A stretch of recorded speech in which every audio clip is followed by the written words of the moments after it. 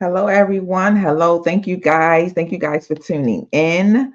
Again, this is Davida. This is Fighting for Freedom. I want to thank you guys for joining us today. We have another exciting show for you. Fighting for Freedom is a platform designed to give those incarcerated individuals a voice. I am the host alongside my husband. His name is Rodney Pitts. He is also the host of Fighting for Freedom. And we are here, like I said, with another great show. I do have a disclaimer. We are usually on every third Sunday, but because there was a holiday last Sunday, we decided to come on this Sunday. So usually we're every Sunday, every third Sunday at 7 p.m. We will bring you another show. If you know anyone that might want to come on the show, please send us an email at fighting for freedom, the number four freedom at myyahoo.com. We'll get you guys out the information and have you submit some stuff, and you guys can come on the show as well. Today we have a very, very, very special guest for you guys. We have Mr. Raymond Ford. Raymond Ford is on the line. He is calling in straight from the prison. Mr. Ford, thank you so much for coming on. Let's introduce yourself to everyone. Yeah, hello. How y'all doing, man? My name is Raymond Ford, aka Jalil. I'm Muslim. What I'm saying? Alhamdulillah. Allah bless me. Guiding me to that straight path. Inshallah, we have a lot of soon to be Muslims or Muslims that's tuning in. But yeah, I have a lot to say today. You know what I'm saying? I came up in a nice struggle. I say nice, man, because there's a lot of things that I learned throughout this journey, this independent journey that opened my eyes. I didn't have a lot of how can you say good people around me at the time I was on the streets. I was born into the struggle. I tried my best to manage. I lost a lot of loved ones on this constant and basic path where I was in prison due to a lot of killings, a lot of drug overdoses, and now that I'm in prison, I had a lot of opportunities to reinvent myself. You know what I'm saying? Like I wasn't the best of individual on the streets. I wasn't a bad guy, but I was misguided. So I just got an opportunity to become a peer recovery specialist. That was the best thing for me because now with the mental health thing going on and drug overdoses and everything, we cater to that.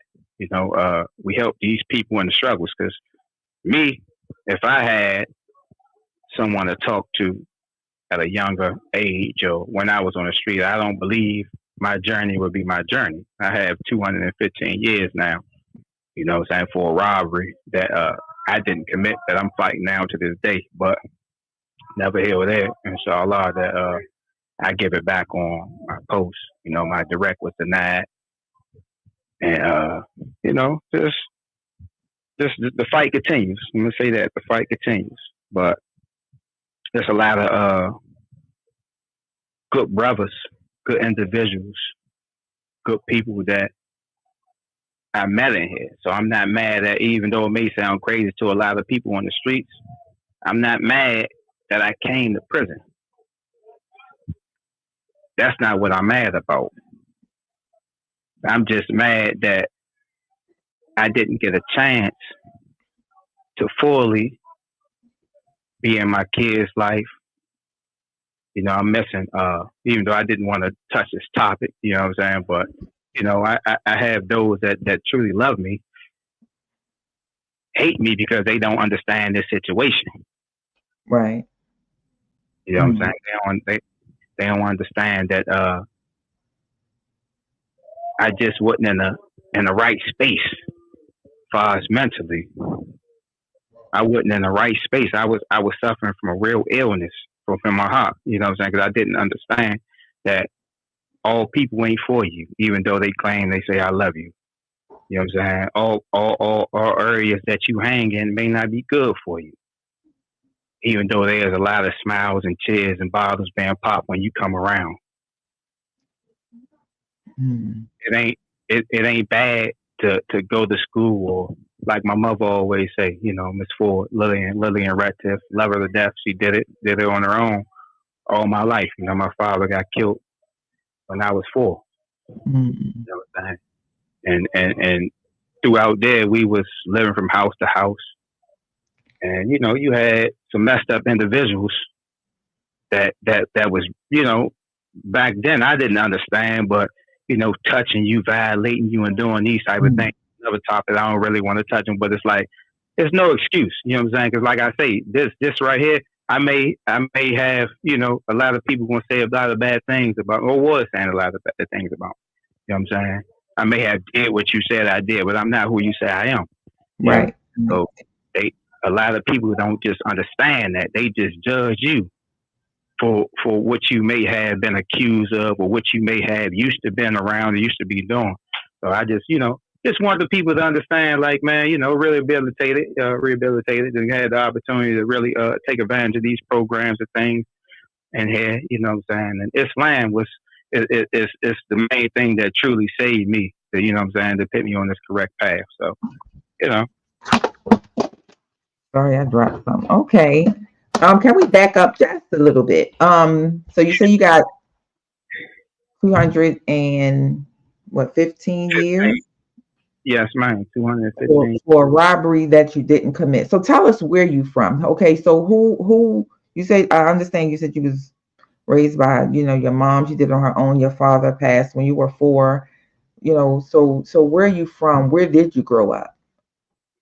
Okay, I grew up in around Sixth Street Southeast. That's in D.C. Okay. There, and I left there when I was 6. Mm-hmm. I left there when I was 6 because my mother attempted. She was working 3 jobs, 4 jobs, and trying her hardest to give us a better life. And once it was a lot of violence that happened with my oldest brother. He got into a bad shootout. They came and shut up the house and ran up in the house first. You know what I'm saying? Looking for him. And at this point, we kids, we don't really know. We just go off energy and the screams of this and that. You know what I'm saying? You see, I may think as a regular person, what I'm saying, that used to come around the house all the time, which you actually was. So it's like Uh-huh. normal for you to see you in the house, but just with the gun out, that wouldn't know. I mean, that wasn't unknown either. So it's like, yeah, you come in the gun out, that's normal, right? We kids. It was what 6 of us and 2-bedroom little house around it. So it's like that it wasn't normal. So they ran up in the house and looking for my brother, and one thing led to another. My mother, by the grace of Allah, ended up getting another voucher because we was on vouchers, so that's Section A. Ended up getting another voucher somewhere out in Maryland, and she ended up, moving us out Maryland. It wasn't, you hear Maryland from DC, it's like, oh man, we moving on up now. But Right. I mean, it's we end up moving to the hood of Maryland. You know what I'm saying? But I mean, you see grass now. You know what I'm saying? We Right. Right. uh, instead of the rocks and dirt, you got grass out front, but you still got bad little kids running around. So Okay. yeah, Okay. So you grew up in DC. How did you, if you don't mind me asking, get, you know, that amount of time for a crime you say you didn't commit? yeah. If it's something that you can talk about. I mean, I can touch on it a little bit. See, the thing was, I got consecutive sentences. See, this is the beautiful thing about Maryland, how petty they are. You know, actually, it was just 2 individuals that they tried to say that I entered a house and robbed or whatnot. But once they get to breaking down the assaults, and because you pointed a gun at them, allegedly, they say you pointed a gun. That's an extra 25 years. Then they gonna say that you said you threatened them as you gonna kill them, and they add on more time. Then it, the robbery, assault, to hold people against their will or whatnot. So it's like when you add up the individuals, they give you 20 for this, 20 for that, 20 for this, and Mm. 20, and then plus a felon and the commission of a crime, even though they never found no gun or any of this. So it's like I, I don't like to use. A lot of people use the victim word. Yeah, you railroaded me, you did this and that. You know what I'm saying? That's why I started off with. I may have done what you said I've done, but I'm not who you say I am. You know what I'm saying? Right. This Right. falls on. This falls on. You know, me living the lifestyle that I live, and they feeling as though like, all right, you got away with all this, and this right here, you just the circumstantial evidence is what they actually use. You know what I'm saying? It's like because actually, I had two co-defendants. One, well, both of them home. Uh, one actually,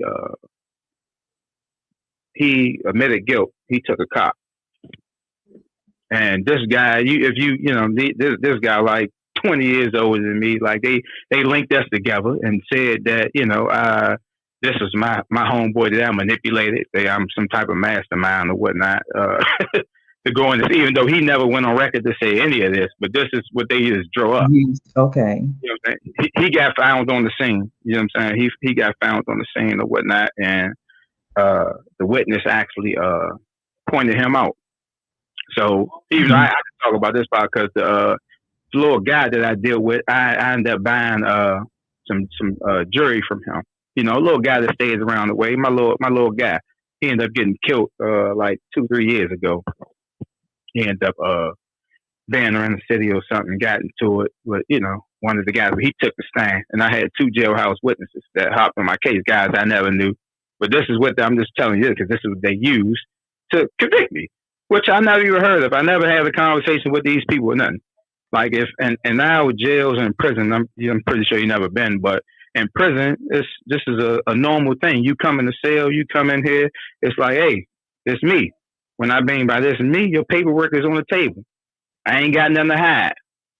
You know what I'm saying? Like, we got to live in here. This is smaller than the bathroom. It's like, hey, you don't want to do stand with you that's messed up or, a rapist or whatever, in prison, that's Okay. fine. You know what I'm saying? So, you can get stabbed or whatever. So you want to let them do, hey, it's cool to stay in here. You ain't got to harm me. This is me. I ain't got nothing to hide. I ain't messed up or nothing. Because, you have other dudes that go upside your head about that. So this was just about. So it's my paperwork or whatnot. And we outside, we play handball, basketball, and clearly the guy that was in my cell never met this guy, nothing other than the time he come to the door saying, hey, look, they saying I got to move in here and this, that, and the third. He's in here. He's facing, I think, like 20 years or something. He's going through my paperwork clearly. So during the trial, when the trial date comes around, they push my trial date back. They like, hold on, we got newfound evidence. Because they kept on coming with cops. I'm like, well, I'm a cop. There's something I didn't do. I'm trying to go to trial. You know what I'm saying? So I had Thomas Mooney at the time. So he like, yeah, they come with a good cop. They saying this, that. I'm like, listen, Moon, I told you before, I'm not taking no cop for nothing I didn't do. If you was me, what would you do? Right. He gave me a true spill. He gave me a true spill like, man, I never been to prison. I don't want to go. And if I was you and if I can go home, then I'd take that cop, even if I didn't do it. And I'm just thinking like, man, that's how messed up the system is. But you already is like, you don't ever want to cave in. If I knew better back then, maybe I would have considered that. You know what I'm saying? Even though I'm always going to proclaim my innocence, even though I may consider that because I would have been home by now. Right. But at what cost? Like you had my colleagues at home. Now I would have been home. I can't get a job, right?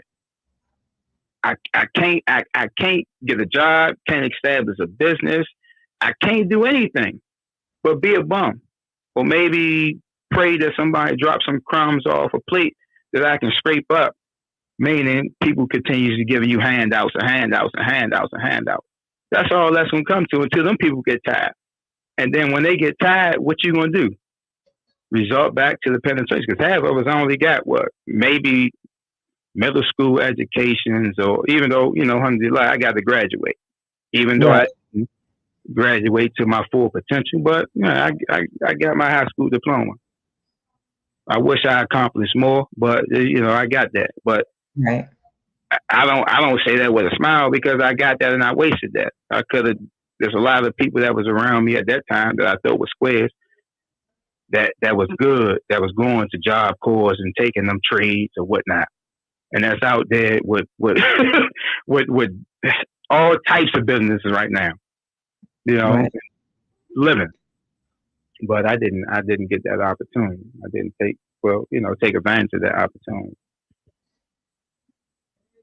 So you're saying that they used the guy that was in the cell with you reading your information to convict you? Yes, yeah, two of them. Wow. Yeah, they planted them. Yeah, they planted the guy in the cell. Planted two of them back to back. Two of them. I don't know if I can say their names or whatnot on there, but that's irrelevant. But that's Right. public information. That's public information. I don't ever want them to feel like I'm Mm-hmm. not on that. You know what I'm saying? That's why I say Islam then really brought peace in my heart, even with the situation. Because whatever law wills is good. But yeah, they planted two jailhouse witnesses in my cell. Because after the first one, after the postponement, they let me know, hey, yeah, we got such and such, you know, uh, going to testify against you. And I'm like, cool, I'm still going to trial. I never talked to these people. Just like I say, this ain't just me. This is public information. Like, go look. Mm-hmm. I'm like, I'm still going to fight. I ain't got nothing to hide. But as I sit back and like I say, I didn't know the law until I met a lot of good brothers here. It's like once you sit back and I'm listening to them and try out, them drop the tears. Like I'm like, oh my God, I truly believe these people. Wow. And it's like this is me knowing the truth and like how they was found. My lawyer and the judge, they perjured themselves. You know what I'm saying? I mean, they lied on the stand over and over. You know what I'm saying? Instead of them discontinuing their testimony, it's still like it stood. Mm. So I mean, What's shocking and is crazy to me is that the people who they planted are probably already convicted felons, and then yeah, to believe their word over someone who they're trying to convict, what makes yeah, their testimony more credible than yours? it don't, and it don't, and that's why within my own defense, I took the. It's like that shows again. As they say, a lot of people don't take the stand. I was so angry and so when I seen it, I took the stand myself to fight for my. You know what I'm saying? Listen, like Right. versus Right. this money to pay for a lawyer that I feel as though it was just, he like, I can't badger a witness. Badger, they're like, they jailhouse where they are criminals. Just like you said. Like, they Right. are Right. the only reason why I can see if these are people that's minding their business, watering their lawn and doing their daily routines or whatnot, and you witness a crime, you come forward.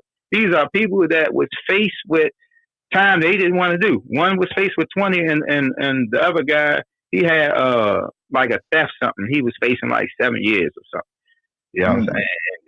Like I just didn't understand it. I didn't understand it. Just for them to be able to take advantage of me like that, railroad me. Right. Just because you was upset with previous cases. So So what? So you said you're Muslim now. So what happened? What was your turning point to say, okay, this is what I deem to want to do now? see, my turning point was continue the going toward dead end. And what I mean by dead ends is like every door I attempted to open or every person I attempted to go through that I took for friends or whatnot, what I'm saying, to get me out of these messed up situations. Because it ain't like I'm not a like a person gonna tell you I'm a gentle teddy bear. I'm like a lot of people. I don't want to toot my horns, but I've never been any type of even nobody will ever tell you that. Like no, I've never been that. But it's like every time I try to do something right, for myself, it never went right. Every Mm. time I try to do something right for the people, it always go right. You know what I'm saying? I blessed a lot of people throughout my times on the street and in prison. And here you still doing the same thing. So it's like, what's wrong? What's wrong? And I had, uh, I'm not even gonna call him a enemy or somebody I dislike. And this how law works. The law is the best of all plans. This somebody I dislike, and I was on hard times. Going through this situation that I'm in for now, and he placed him in my view. He played a lot, placed him in my view, and we both in the situation. As far as going back to court and how they have you in the bullpens or whatnot, separated or whatnot, and you hear him. He called the Dan, and he was doing these type of beautiful. I'm like, my God, but he initially opened the door for us a conversation. And the conversation wasn't what I thought it'd be on no gangsters, because you got the numbers. You and your brothers or whatnot. It's like, hey, man, what's going on, man? I ain't on that no more. How you doing? What's on your mind? Like, how life treat you? You know what I'm saying? And even though we in this messed up situation, as far as prison, because we was in the bullpen going to court or coming back from court, Okay. he he extended his hand. And at first I thought it was phony or fake, but he let it be known this was genuine. And he ended up moving to my unit. You know what I'm saying? Moving to my unit. And once he came to my unit, he continuously talked to me, pulled up on me. When he pulled up on me, he ain't just pull up on me talking. He had these Islamic books, some literature, had the Quran or whatnot, and he used to go over verses and just recite and just teach me. So he's like, man, I'm here whenever you. He extended the hour. I'm here whenever you. You know what I'm saying? Whenever you ready, and just laugh. So like, I don't know. It was just one day I went in there and I had a real bad phone call, and my significant other, let me know that this ain't for me. I'm moving Mm. on. I'm moving on. So I as a man, you got to use the phones in front of the people in there. So it's like everybody see, tears, anger. You got the tears all in your eyes, and so angry, you slam the phone, and I'm going back to my cell, and I came in there. He came in there, and we just sat down and rapped, and it was just beautiful. And after that, man, I just wanted. I just ain't understand how a person that I thought hated me on the street, so we hated each other on the streets, at each other's neck. Some people say you're trying to kill each other or not. Like, will be so gentle, so humble, just so forgiving, so caring at this time of when you don't supposed to be this as a man in prison. And it just told me, like, hold on, man, I'm trying to be like him. I'm trying to be around him. You know what I'm saying? And it just from there it just clicked. Like I just wanted to, you know, I just wanted to walk that path. So that's when I just started taking it seriously, and you know, being That's Muslim full time. as opposed to part time. Part time, just full time. Okay, that's a beautiful story. So what have you been doing in there outside of Islam and practicing and being this Muslim? What have you been doing in there to just stay afloat? I've been every certification that I'm qualified to get in here. I have, except for welding and carpentry. It's like you got to be 10 years or under to get in them type of shops. I guess they don't want a lot of people. Well, people with life or 200 some years, they consider life within there around them, that type of equipment, tools or whatnot. So you don't qualify for that. But just like I told you before, I completed the peer recovery. I'm a peer recovery specialist, certified peer recovery specialist. I create. I mean, I completed the creative writing therapy group. Mm. In, Inside Out Dad completion, financial literature, preparing to enter the world of work. What else? Thinking for a change. The SMART program. So them just a few, and not Yeah. included the ones that's on the tablet. We have a lot of you got the mechanic, you got the mechanical that teach you how to really work on cars, fix tools and things of this nature. Because I understood, like, when I come home, whenever I come home, inshallah, I'll be soon. But 9 times out of 10, I got to do something that's nobody else want to do. The jobs that's frowned upon. So this is what I'm, taking advantage of now. Have the plumbing, the construction. I got my construction certificate, my plumbing certificate, uh, the maintenance. So things of this nature. So when I come home, it's like go get me a loan, take my little set of crumbs that I accumulated in here from working hard. Already working on my LLC to establish the business, and go get my little van and put my ads online and Okay. start like that. So Okay.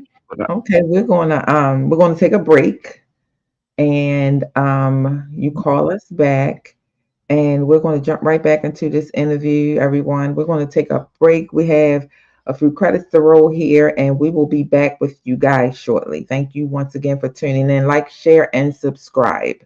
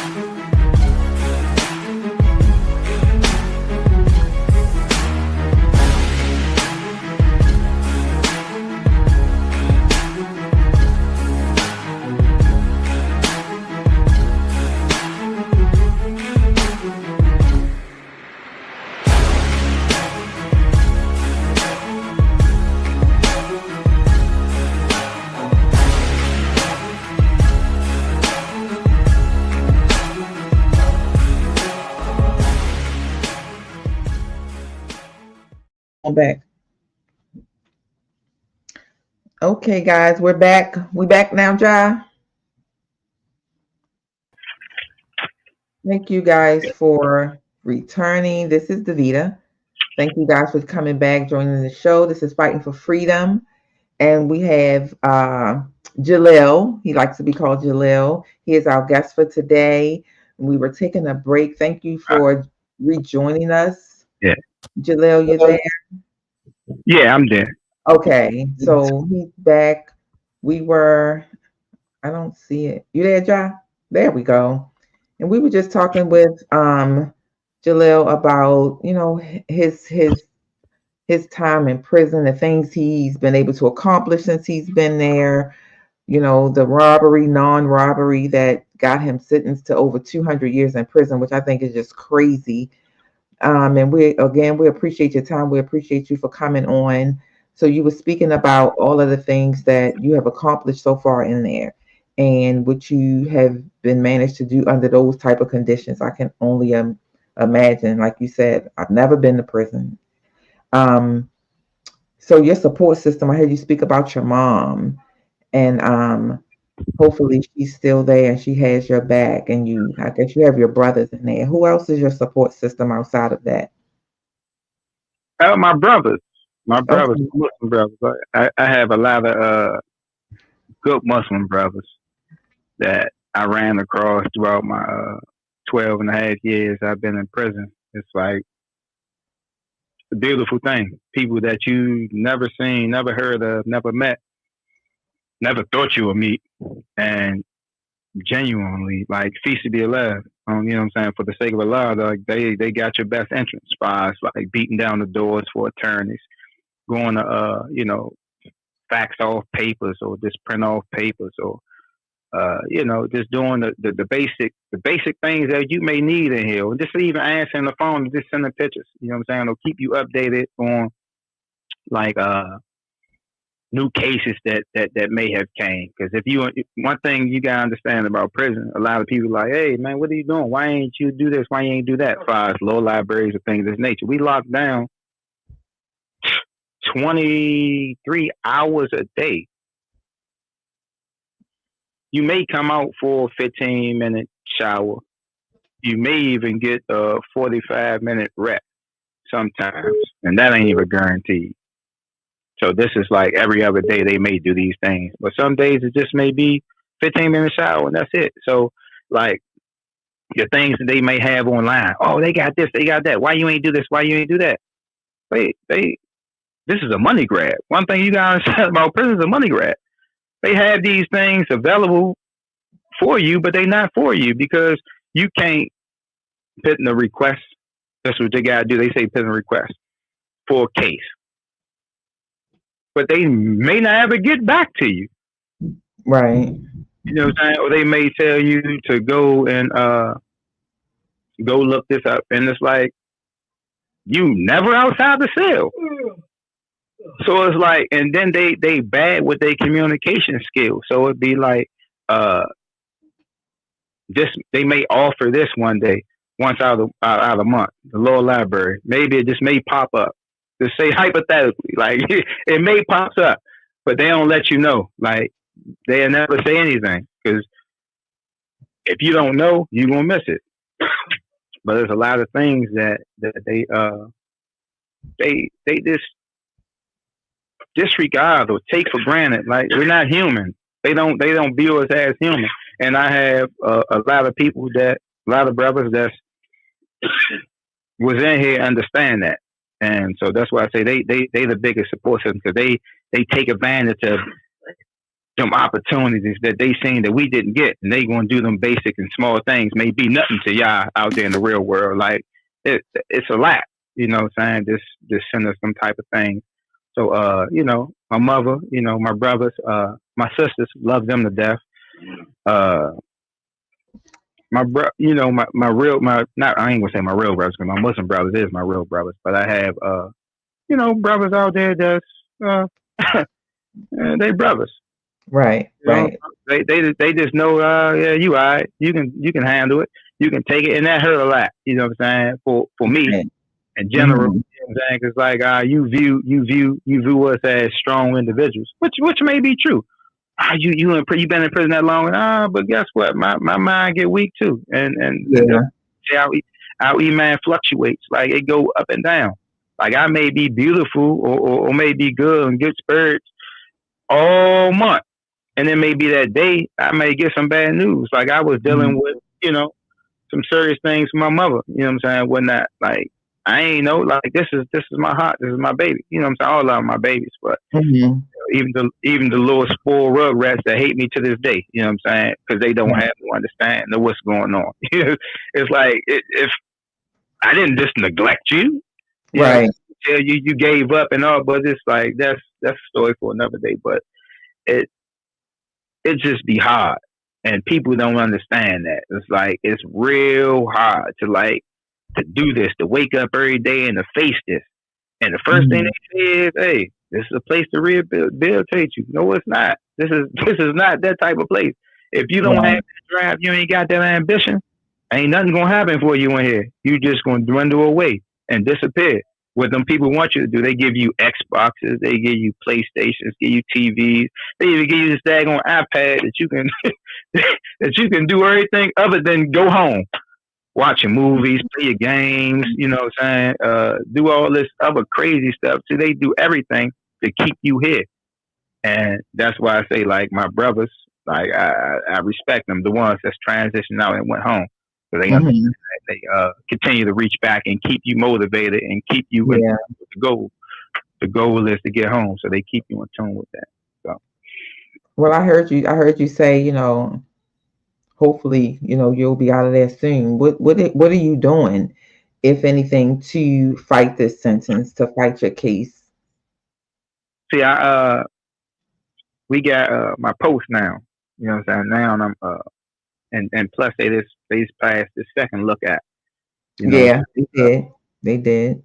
that that's a beautiful thing. So the 25 and under or whatnot, the modification. So it's like all I ask for is a second chance. You know, it's like Mhm.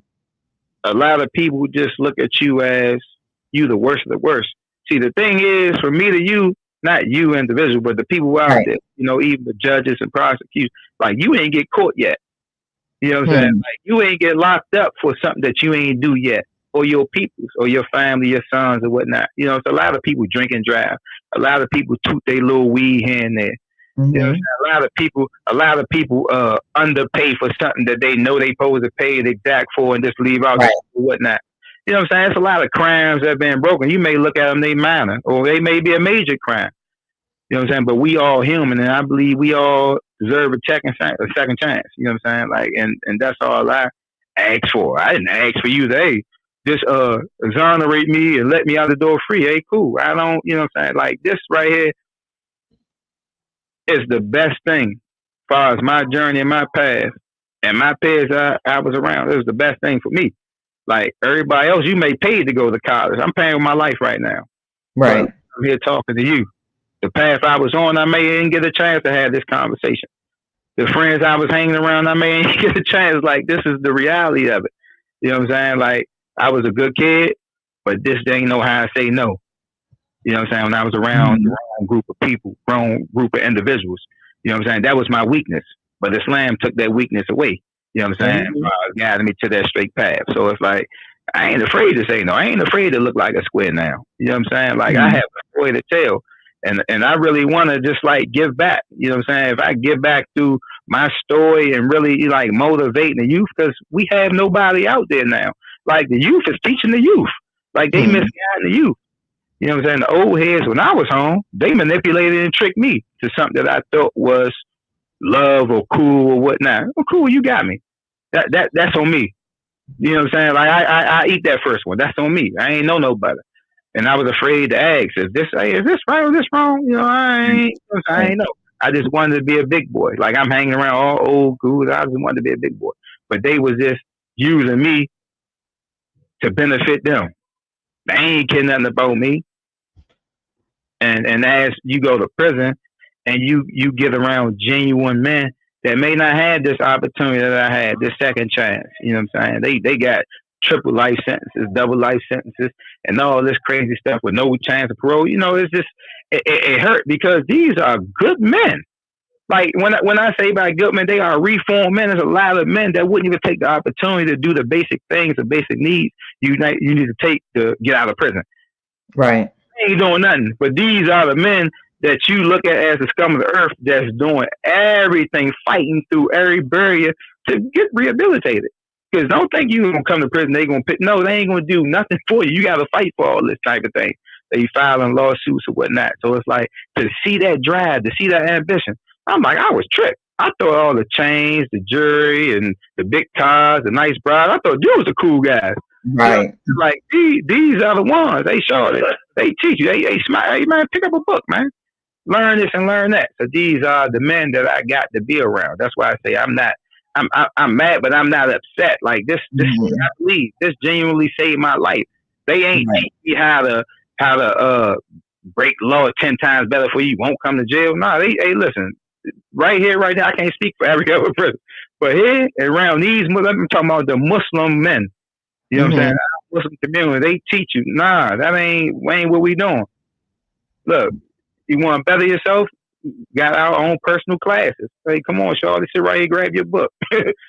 Yeah, how you? You don't know how to do that? I'll teach you how to fill out a application. Teach you how to fill out a resume. You know what I'm saying? Teach you how to start your own business. You know what I'm saying? They just it's a beautiful thing, and you don't get that on the streets. All they want to do is teach you how to load this gun up, teach you how to sell these drugs, teach you how to don't put on the condom because they don't even feel good. You don't want that, Sean. It just, you know what I'm saying? It's like everything they teach you out there is just negative. Yeah. You realize that until you come around a lot of positive men. And I didn't see that until I came to prison. So, you know. Okay. We're going to I'm gonna take one little break. And don't hang up. We're going to get right back to you, Mr. Ford, and we're going to close this thing out. But just for anyone who's on the show, who's listening, and thank you guys again for joining us. This is Fighting for Freedom. We are here every third Sunday at 7. If you know anyone want to come on the show, they can send us the email at fighting for the number 4 freedom at my Yahoo. Thank you guys on the screen.com. We'll get anyone the information. If you have a loved one or if you yourself want to come on and just speak about a loved one or some change or some issues or some laws or something that has been changed or in the progress of being changed, you just want to come on the show and share that, you're welcome to. If there is someone who has a show of their own and you want to broadcast it, this is the platform. You can come to Black Box Radio, and this is a space where you can create your own show. You got some content, you really don't know how to get it out there. This is a place, this is a happy place. This is the space for you to do that. You can reach out to Miss Queen at Black Box. What's the email to Black Box Radio? Is it Black?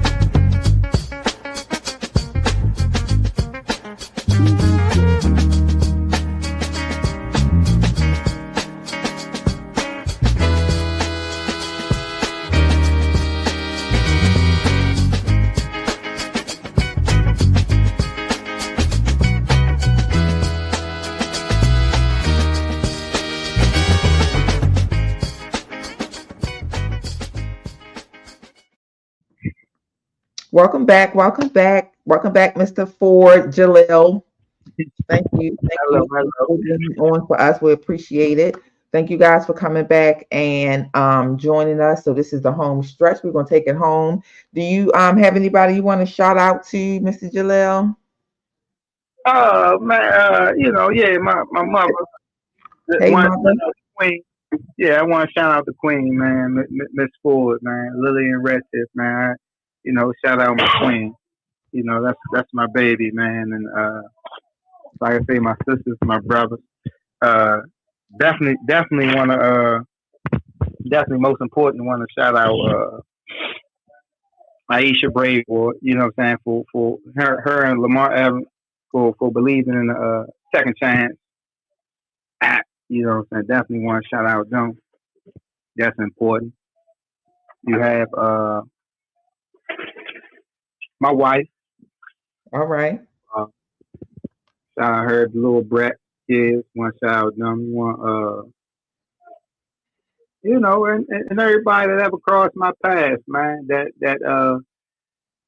instilled, this fight in me. You know what I'm saying? That gave me this ambition and this drive that continues to fight for this freedom. You know what I'm saying? The fight to get out there, man. So everybody that all the brothers and even some of the women that may disagree with my choices in women that I may rub the wrong way throughout my journey because they ain't understand my fight. You know what I'm saying? So sometimes I shut down when I'm going through my fight, and they may took it the wrong way. So shout out to y'all too, man. So and Right. shout out to you, man. Shout out to y'all and the fighting for freedom for even giving me an opportunity to tell my story. That's important to me, and I truly appreciate that because we don't have that type of opportunity. And you're welcome. You're welcome. But we wouldn't be fighting for freedom without you guys. And I appreciate you coming on. One of the things that we do ask everyone who come on the show, a guest, is to drop a jewel, a word for the people, something for them to take back, ponder on, and just say, "Wow, thank you so much." I mean, how I always look at things, man. Sometimes you gotta step outside the frame, man, to see the picture clear. So that's always stuck with me, especially now. That's important because a lot of us we get caught up in our own stuff and think our stuff don't stink. So it's like, man, people telling you things that you may don't even like. that you Mm-hmm. think is false, or you may don't believe is, saying true, man. Just sometimes take a step back, man, and just try to put yourself in their shoes. So that's why I say just step outside the frame, man, and see that picture clear. So, That is a jewel. That is a jewel. Copy that. Usually, when we get to the end of the show, my husband will call in and come on, and he'll thank everybody for joining in, and he'll drop the background on fighting for freedom. But he's under the weather. He doesn't have much voice, so I've been called to duty. I don't have a word like he do. Usually, his word is like, "Oh my goodness," and it'd be like something out of the encyclopedia. I don't have that. Yeah, he make you whip out a dictionary. I don't have all of that, but I do want to thank everyone for coming on. I appreciate our guest who's been on the show. Thank you, Mr. Ford, for being here today. We really you're welcome. appreciate you. We greatly thank you for your time. We know this isn't easy. Some of you guys probably haven't talked to people out here in years, so we know this isn't easy. So we thank you for coming on. And like I said, anybody else who want to come on and have a word that they want to drop or something that they want to say, a show that they want to promote. But here at Fighting for Freedom, we just want to create a safe space for people to come in and share their story like you did, say what's on their mind, and get this ball rolling. We have a great show. So again, like, share, subscribe, spread the word. And again, thank you guys for joining us. And that's all we have. We'll see you guys next time. You're welcome.